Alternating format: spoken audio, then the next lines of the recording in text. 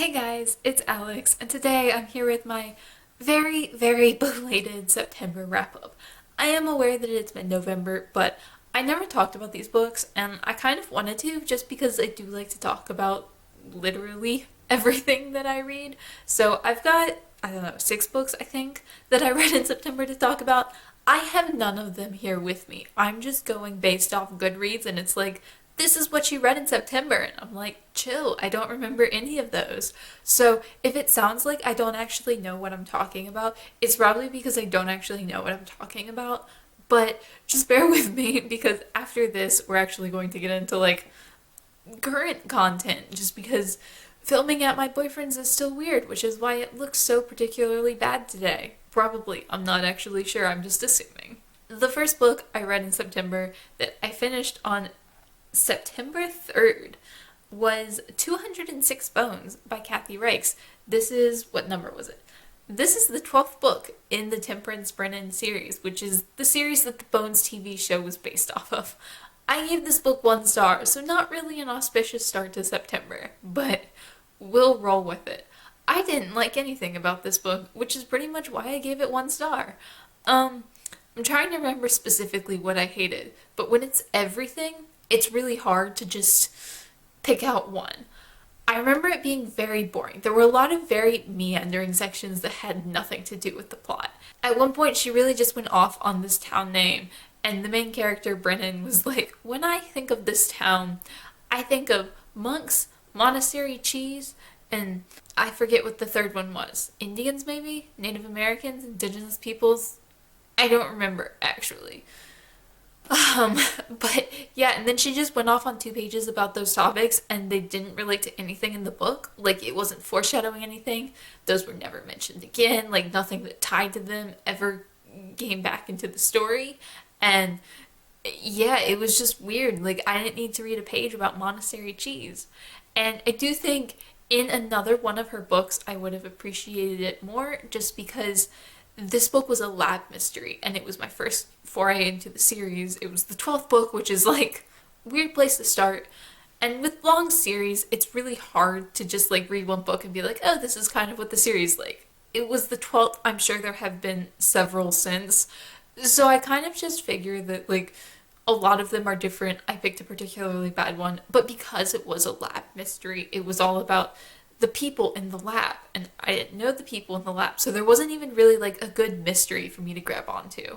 So it was just a very bad place to start. I don't recommend it. I have a full review if you want like my full thoughts, but mostly I just thought it was bad. Then I read The Best Lies by Sarah Liu. This was recommended to me by Bookish Elle. She talked about this book a lot over the summer. I think it's one of her favorite books from the year. I gave it 4 stars. This is a young adult contemporary novel, kind of contemporary mystery, about a girl whose boyfriend has been shot and killed, and her best friend is the one who shot him. She's kind of trying to figure out that night what happened. It's told in 2 timelines. First, after the night, we get the chronological what happened to her talking to the police, and then we get what happened before, starting all the way back when she just met this best friend. I really did enjoy it. I think it wasn't anything particularly special to me, but it was a fun, engrossing mystery. And I picked this up at a time where I wanted something that was going to really entertain me and really grab me, but not offer a whole lot more. And that's kind of why I can't talk about it too much. Like, it wasn't one that stuck with me a lot. And that's fine. I read it at a point where that was really what I wanted, just something that was going to like suck me in while I was reading it. And it was really interesting. I do think at times it was kind of overwritten. And just at times, I think for like the first 2/3 of the book, I wasn't the biggest fan of her writing style. It felt like she was trying too hard for like pretty imagery and like all this over the top writing. And then towards the end, she had some really beautiful sections that I like thoroughly enjoyed. That was what really pushed it up to a 4 star for me. But I don't know. I would recommend this if you like, you know, kind of issue-driven contemporaries. It deals a lot with like toxic and unhealthy friendships, which I do think that's a very interesting topic. I don't know necessarily that she dealt with it super well.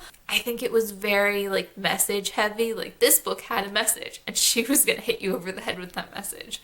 But it was fine. Like, I did really enjoy it and I'm glad that I picked it up. And then I read Wintergarden by Kristin Hannah, which I buddy read with Angie from Literary Labors, and I gave this book 4 stars.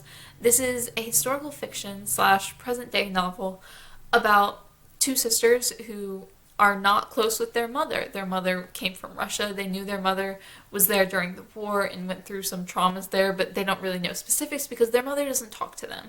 And then when their father dies, it kind of pushes them all to like get back together and like actually talk and have conversations. And their mother finally starts to tell them what happened to her. I read another Kristin Hannah before this. I read The Great Alone, and I didn't particularly enjoy it, but this one I really enjoyed. I really loved this book. It was one of those like 4 stars, almost 5 stars for me. Like it had its faults, but I was so engrossed in that story. I was just captivated the whole time. And I don't really like the story within a story trope because the mother is just telling her daughters the story throughout this book, interspersed with, of course, moments from the present day and like scenes, and that is kind of the bulk of the book. It's very 50-50, so like they're both very important to the story. But I don't normally like when the story within a story, but I do think Kristin Hannah did it well, so if you are a fan of that, I would definitely recommend this book. And even if you're not, I think it's very passable if you're like me and that kind of like turns you off of a book. It was just well done, I think, and I was so invested in the story, and I found the mother's story particularly heartbreaking and just touching. I do, however, think the ending was very weak. I did not really appreciate the ending at all. It felt like she had this very complex book that was full of all this mystery and intrigue and hardship, and then she kind of like slapped a bow on the end and called it a day, and I didn't like that. It felt like she was working too hard to wrap it up because it wasn't a story that really could be wrapped up. There were too many moving parts and too much that had gone wrong for it to be like, oh, well, this is a happy ending now. So it did kind of leave me with not really a sour taste in my mouth, but just like kind of meh. It was like such a great book and then just left off on a meh note, which is not really wonderful. But at the same time, like, that's not what I remember from the book. Like, I don't think about the ending at all when I think of the book. I think of the mother's story and how much that touched me. And I really did enjoy it. And I think that was the book that made me realize why people love Kristin Hannah so much. I didn't get it in The Great Alone.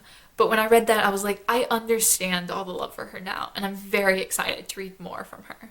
Then I read The Testaments by Margaret Atwood, which is the sequel to The Handmaid's Tale. I read this the day it came out. I got my review up the day it came out, so I will link that down below.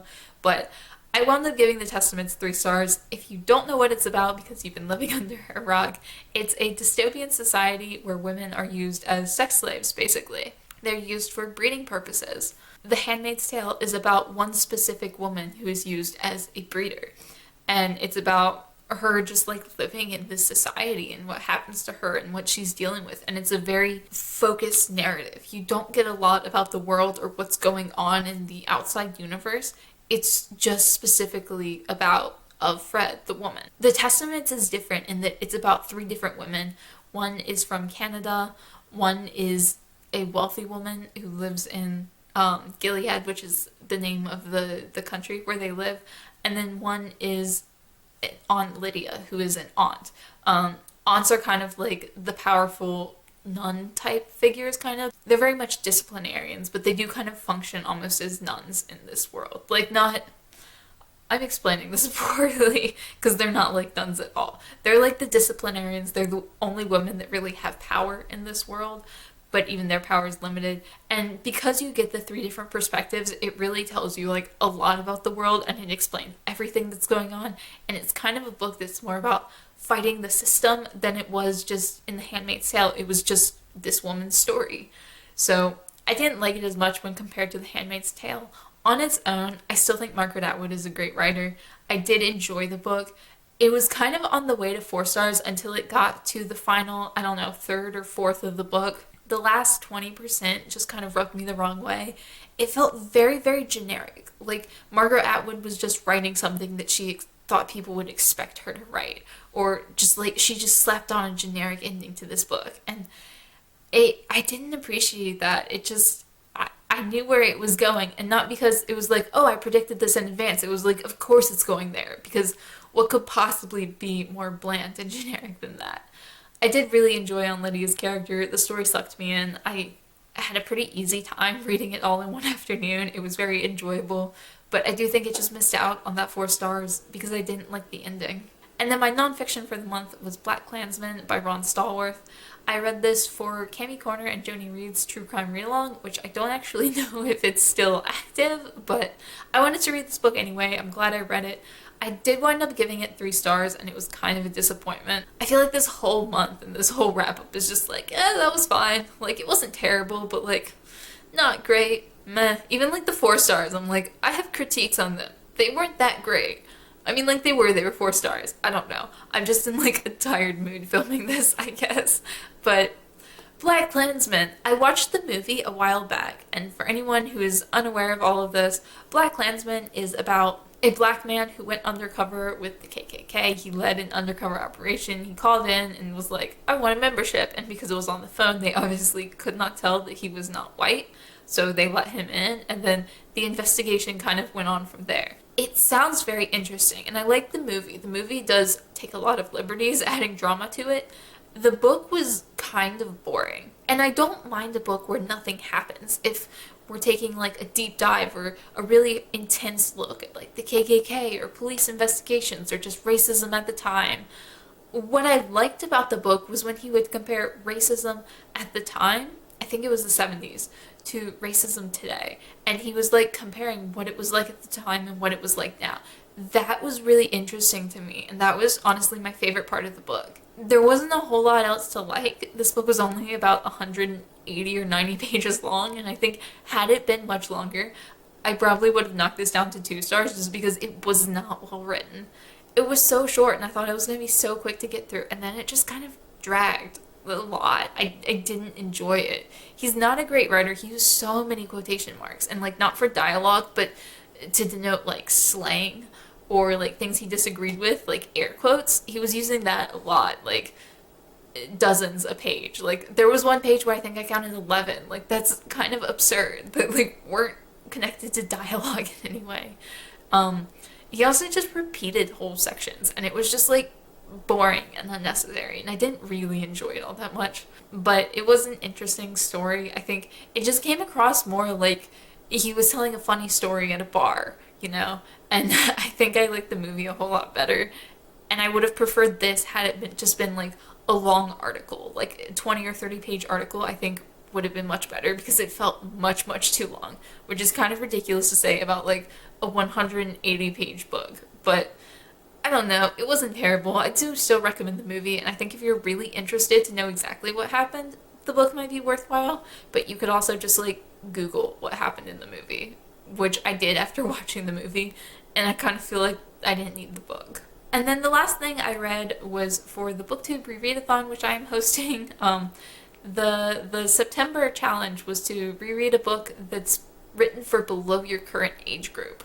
So I read a young adult novel. I think that was the prompt, at least. I'm too lazy to go look it up. I read We Are Okay by Nina LaCour, which is one of my favorites, and I adore Nina LaCour, and I of course gave this 5 stars. This is a young adult contemporary novel about a girl who's dealing with the grief of losing her grandfather. Her grandfather raised her. It was basically a single parent household because her mother was dead, her grandmother was dead, her father was not in the picture.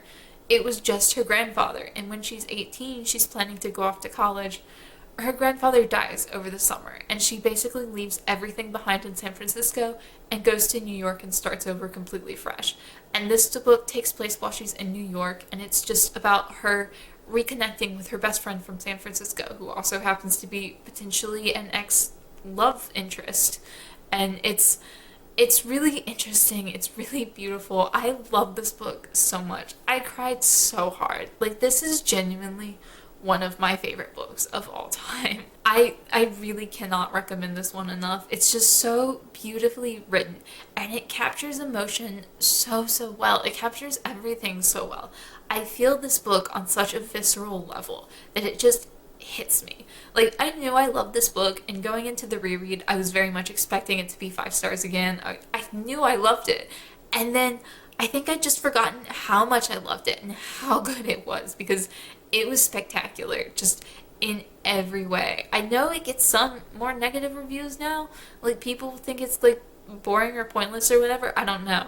But I just think it's spectacular. Like, genuinely, it's probably one of my top 10 books. Like, it hits me on a level that not a lot of books do. And I love it for that. And I love Nina LaCour. And I really do need to read more from her because I've only read two of her books so far and I really enjoy them both. So that was kind of a great way to end the month for me just because it was spectacular. And honestly, just talking about that book makes me want to reread it again. So there's that.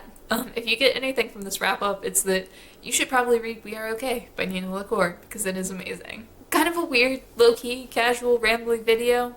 Whatever. I don't know what I'm doing. I'm just sitting here beside my floofy kitty. She's sleeping. She really doesn't care that I'm filming a video. I don't know how this location works, so let me know if it's particularly horrible because I can no longer use natural light anywhere in this apartment. So it's a little bit rough, but I'm figuring it out. Let me know if you've read any of these books, if you like any of these books, if you hate any of these books. Let me know down below. Talk to me in the comments. As always, thank you guys so much for watching, and I will see y'all again soon.